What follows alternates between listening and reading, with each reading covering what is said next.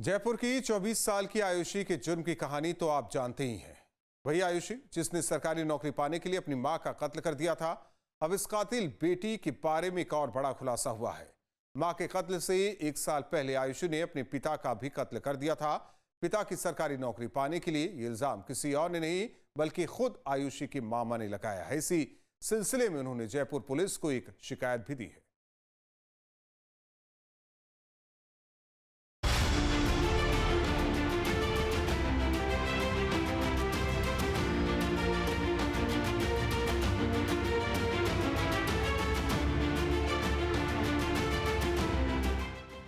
Police की गिरफ्त में खड़ी इस लड़की के बारे में शायद आप पहले ही जानते होंगे। ये है 24 साल की आयुषी, वही आरोपी बेटी जिस पर सरकारी नौकरी और करोड़ों की प्रॉपर्टी को पाने के लिए अपनी ही मां के कत्ल का आरोप है। अभी तक तो हर कोई इसी बात से हैरान था कि एक सगी बेटी अपनी ही मां का कत्ल कैसे कर सकती है। लेकिन इस लड़की ने सिर्फ अपनी मां का ही कत्ल नहीं किया बल्कि 1 साल पहले वो अपने पिता का भी कत्ल कर चुकी है। इस बात पर विश्वास करना हमें ही नहीं बल्कि हर किसी के लिए बेहद मुश्किल है कि एक बेटे 1 साल के अंदर अपने माँ बाप दोनों का कत्ल कर दे। अगर ये हकीकत है तो ये बेहद डरावनी है, क्योंकि अभी कोई ये विश्वास नहीं कर पा रहा था कि 24 साल की बेटी सिर्फ सरकारी नौकरी पाने के लिए अपनी माँ का कत्ल कर सकती है। अब कोई कैसे यकीन करे कि इससे पहले ये अपने पिता को भी मौत के आगोश में भेज चुकी है। यानी ये वो बेटी है जिसने 1 साल के अंदर अपने माँ बाप दोनों को मार डाला। ये उसी आयुषी के मामा हैं राकेश कुमार शर्मा, जिनका दावा है कि बहन की हत्या से 1 साल पहले आयुषी ने अपने पिता की भी हत्या कर दी थी। उन्होंने जयपुर पुलिस से कहा कि उन्हें अपनी भांजी आयुषी पर उसी समय शक हुआ था, लेकिन अब बहन की हत्या के बाद ये शक यकीन में बदल चुका है। भांजी के खिलाफ बाकायदा राकेश कुमार शर्मा ने जयपुर में FIR दर्ज कराई से उसके जो बेटी के मम्मी के प्रति जो बाउंडिंग होती है, अगर वो निर्विकार होती तो वो लगातार मुझे फ़ोन करती, मुझे परस्यू करती, वो हर सेकंड मेरे से जुड़ी रहती।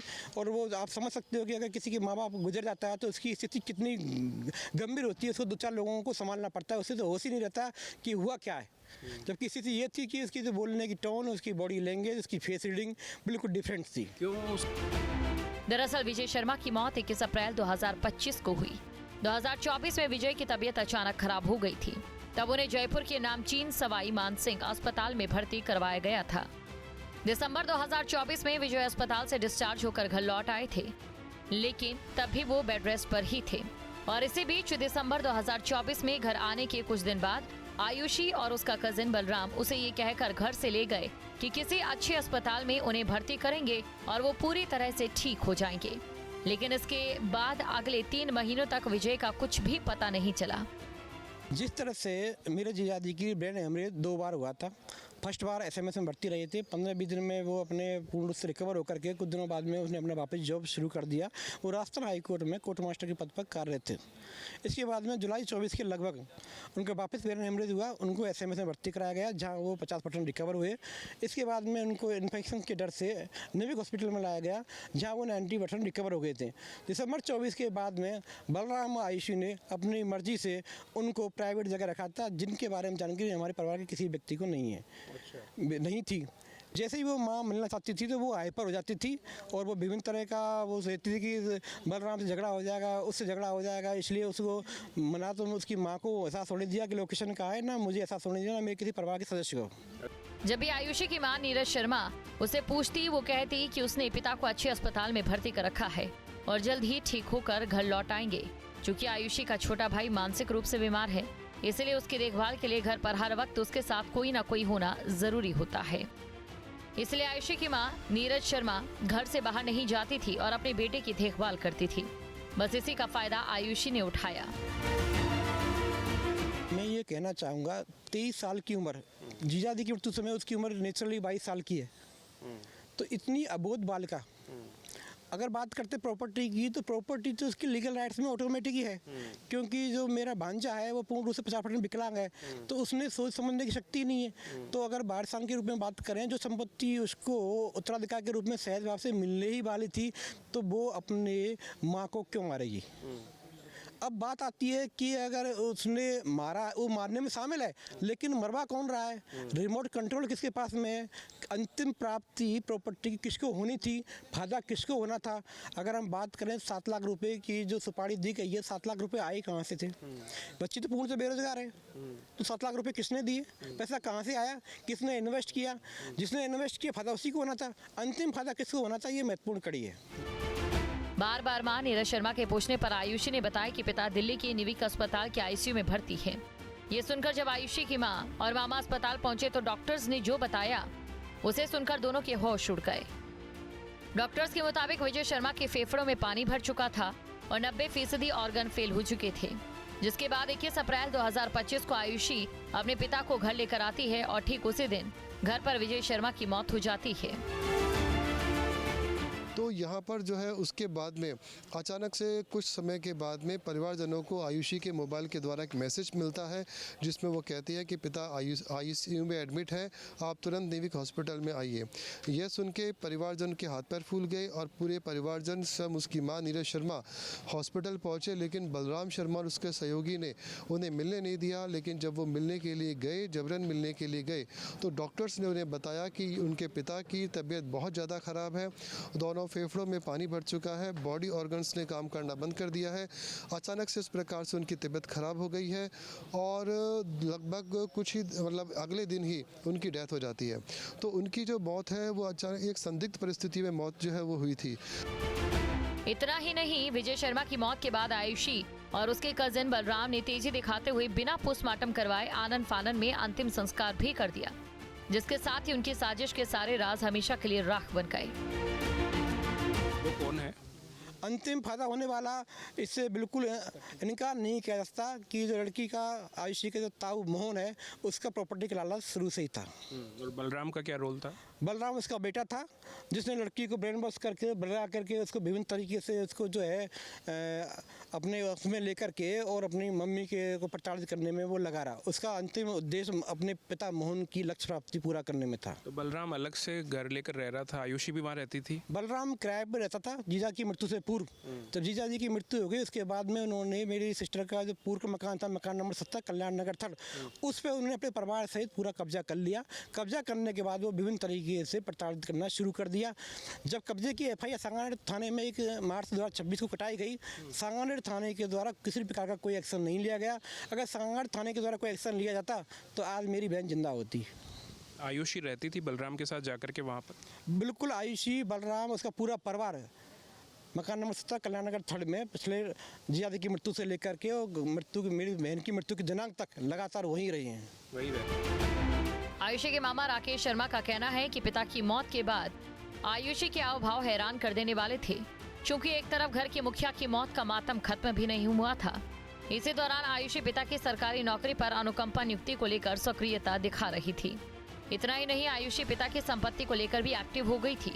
आयुषी के मामा का कहना है उस समय उन्हें आयुषी की ये हरकतें न सिर्फ अजीब लगी, बल्कि उस पर पिता की साजिश रचने का भी शक हुआ था। लेकिन जब 1 साल बाद उसकी बहन की हत्या में उसका नाम आया तो उन्हें पूरा यकीन हो गया कि आयुषी ने मां की हत्या से पहले अपने पिता विजय शर्मा को भी खूनी साजिश रचकर मौत के मुंह में धकेला था। जिस दिन मेरी बहन की दुर्घटना होने की सूचना मुझे मिली तो मैं अपने घर जा रहा था, तो मेरी भांजी आयुषी का मेरे फ़ोन पर फ़ोन आया 6:26 पर कि बोले मामा मम्मी का एक्सीडेंट हो गया है। तो मैंने कहा बेटा कैसे? कि बोले मामा मम्मी मर भी गई है। तो ये कहते उसने तुरंत फ़ोन काट दिया। तो मैं और घबरा गया, सीधा मैं अपने घर पर गया, घर वालों से कहा, तो वो पहले और ज़्यादा मेरी बात सुनते ही घबरा गए। तो इतने में मेरे किसी रिश्तेदार मोर्चरी पे पहुंच गए थे, तो उन्होंने कहा कि लाश को मोर्चरी पर रख दिया है, आपको लाश को देखने को नहीं मिलेगा, आप सुबह आना। फिर मेरा मूड काफ़ी ख़राब हो गया था। मैंने अपने परिवार वालों और मेरे भाइयों से हेल्प ले करके मैं प्रताप नगर थाने गया। वहाँ जाके मैंने एफआईआर कटाई। 11:30 बजे के आसपास एफआईआर कटी। इस बीच में लड़की आयुषी वहाँ थाने पर पहुँचती है और मुझे फ़ोन करती है कि मामा क्या आप थाने आए थे? मैंने कहा कि आप बात बताओ, बात क्या है? तो उन्होंने कहा आपसे मैं पूछ रही हूँ आप थाने आए थे या नहीं? मैंने कहा आप बात बताओ, बात क्या है? तो उन्होंने कहा अच्छा चलो ये बताओ आपको नंबर मालूम पड़ा? मैंने कहा भाई मैं अपना प्रयास कर रहा हूँ, आप अपना प्रयास कीजिए। तो तो अच्छा एक बात बताओ, आपको कल क्या करना है? मैं कि आप फ़ोन काट दो, इसमें हम दोनों की भलाई है। इसके बाद में मैं अपने घर आ गया। अगले दिन जब हम पंचनामा के लिए पहुँचे तो उनकी जो बॉडी लैंग्वेज थी, उनका जो उनकी पीयर ससुराल पक्ष का जो एटीट्यूड था, उनकी जो फेस रीडिंग थी, उनसे मुझे वो शक धीरे धीरे उसमें बढ़ता गया। जबकि मैंने एफआईआर में कुछ नहीं लिखा, मैंने सिर्फ ये लिखा है एफआईआर में कि इसी तरीके से मेरी आज दिनांक को मेरी बहन की दुर्घटना हुई है, जिसमें मुझे सिर्फ हत्या की आशंका है। इसके आधार पर कम से कम 7 अपराधी पकड़ में आए। तो अभी जो मुख्य अभियुक्त बलराम है वो पकड़ से बाहर है। राकेश शर्मा का दावा है कि जब पिता की मौत के बाद आयुषी के हाथ पिता की सरकारी नौकरी नहीं लगी तो वो तिलमिला उठी थी। अनुकंपा में मिली पिता की सरकारी नौकरी उसकी मां नीरज शर्मा के लेने से वो गुस्सा थी। सरकारी नौकरी और संपत्ति के लिए अक्सर वो मां नीरज शर्मा से झगड़ती और ये विवाद लंबे समय तक चलता रहा। नौकरी के बारे में मेरे सिस्टर का ये विचार था कि मेरा जो भांजा है वो पूर्ण रूप से एबनॉर्मल है, 50% विकलांग था। तो मेरी सिस्टर की जो जान थी उस बेटे में बसी हुई थी। वो चाहती थी कि मैं सिर्फ पेंशन से अपना जीवन निर्वाह कर लूँगी। वो अपनी नौकरी की प्राथमिकता जीजा जी के रिप्लेस में अपनी भांजी को देना चाहती थी। यही कारण है कि नौकरी के आवेदन के लिए 90 दिन होते हैं। ये प्रार्थना पत्र मेरी सिस्टर ने अंतिम दिनों में लगाया। अगर मेरी सिस्टर नौकरी के लिए आतुर होती तो वो मृत्यु के 1 महीने बाद ही प्रार्थना पत्र लगा देती, इतना विलम्ब क्यों करती?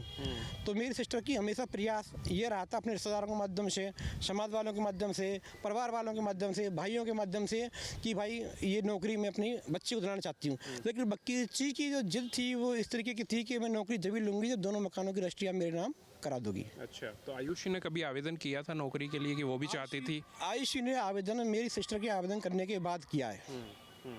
यानी वो भी लेना चाहती थी इस नौकरी को? वो उस नौकरी को लेना चाहती थी, लेकिन इमोशंस के रूप में माँ को तोड़ करके 2 प्रॉपर्टी भी हथियाना चाहती थी। उनका कहना है कि एक दिन झगड़े के दौरान आयुषी ने अपनी मां से कथित तौर पर कहा कि जब पापा को मार दिया तुम क्या चीज हो। दावा है कि इस कथित धमकी के बाद नीरज शर्मा ने अपने व्हाट्सएप स्टेटस पर लिखा था, बस 2 दिन की जिंदगी बची है। ये प्रॉपर्टी हथियाने के लिए आज से नहीं, लमसम 4-5 साल से साजिश लड़की के ताऊ मोहनी के द्वारा की जा रही थी।